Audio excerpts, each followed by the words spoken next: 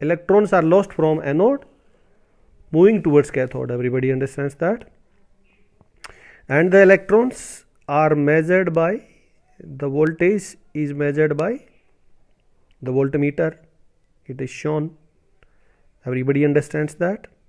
So the electrons are lost from the left side and is going on the right side. Everybody understands that?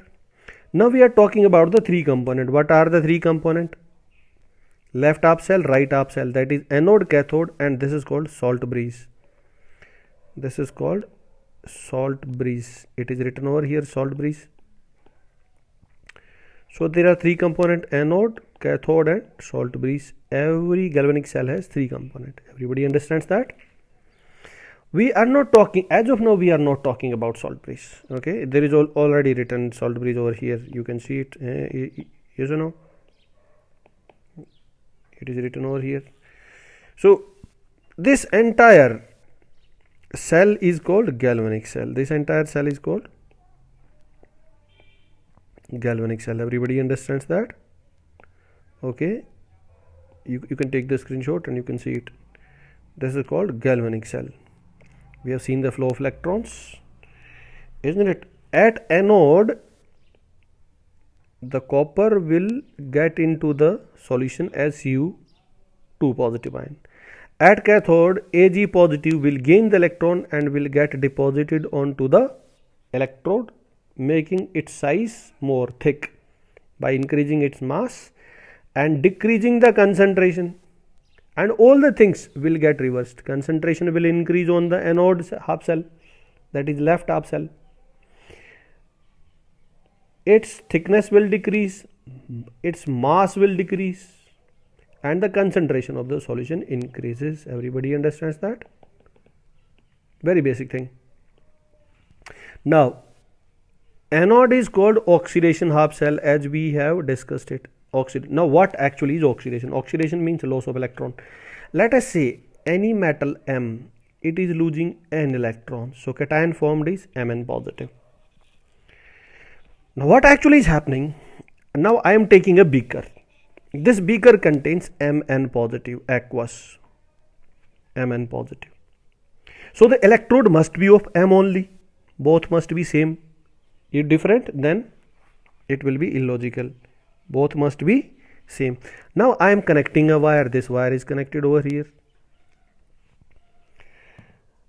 Now what is happening in this liquid which is shown in the beaker, in this aqueous solution?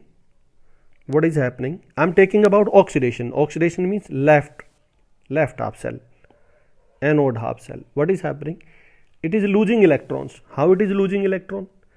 Like this, it is losing electron by undergoing oxidation. Through the wire, electrons are going away from the anode. Now initially it was Mn positive. Electrons are lost and Mn positive are increasing, that is positive charge is increasing. So the electrode is comparatively less positive and the solution is more positive. Again, the atoms are lost from the electrode. Those atoms entered as cations into the solution and the positive charge of the solution increases, and the electrons left the electrode through the wire. So the solution is more positive in comparison to electrode.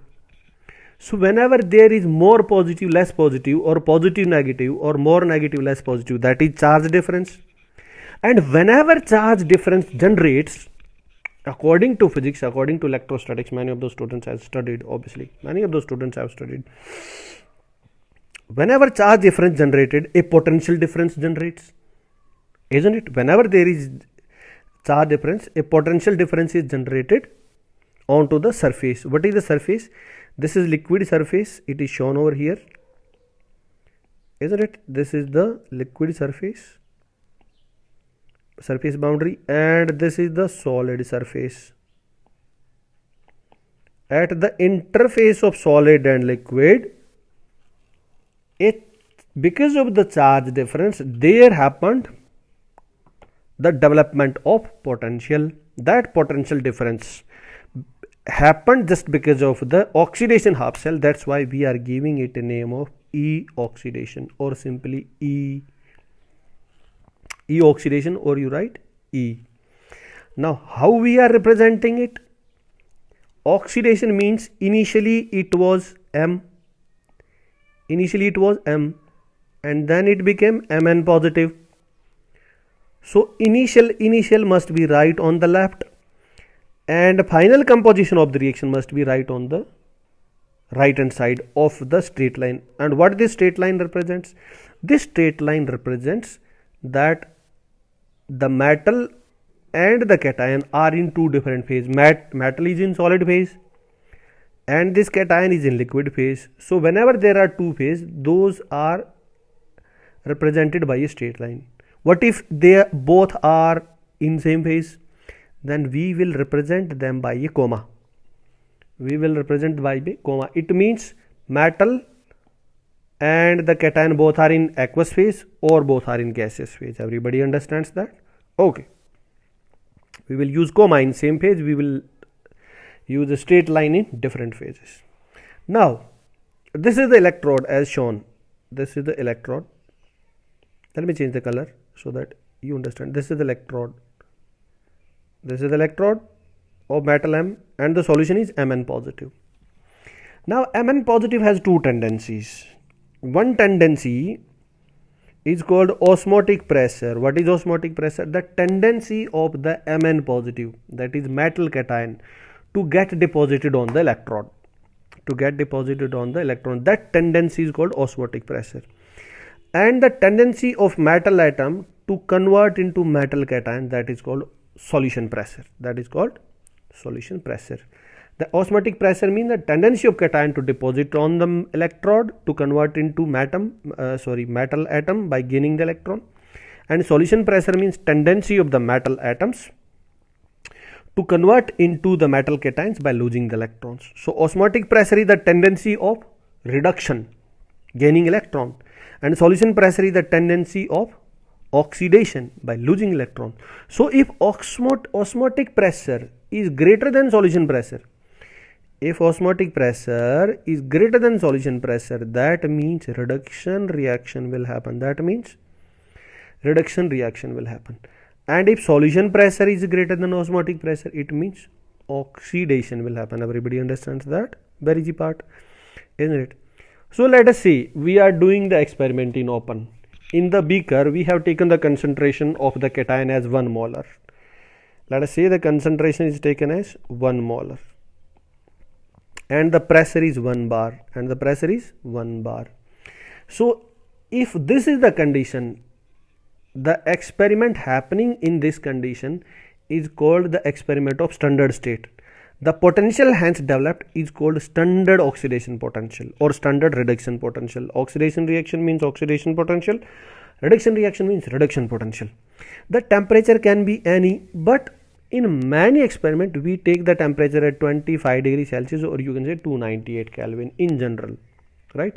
So if T equal to 298, pressure equal to 1 bar, concentration of the cation into the solution is 1 molar, then the oxidation potential generated is represented by E naught. E naught, look at this 0. E naught, okay? This E naught is the potential developed. It is developed when the pressure was 1 bar, concentration of the solution 1 molar and the temperature 298 Kelvin. Everybody understands that? Okay, very well. And how we write oxidation? Oxidation must be shown like this only, that initially it was M and finally it becomes Mn positive by losing the electron. Electron loss means oxidation. So E oxidation from now onward will be represented like this. Everybody understands that? Okay. Or we can represent it like how? We can represent it like this if it is standard oxidation potential. When the concentration 1 molar, pressure 1 bar, temperature 25 degrees Celsius, then oxidation potential will be called as standard oxidation potential and will be represented as M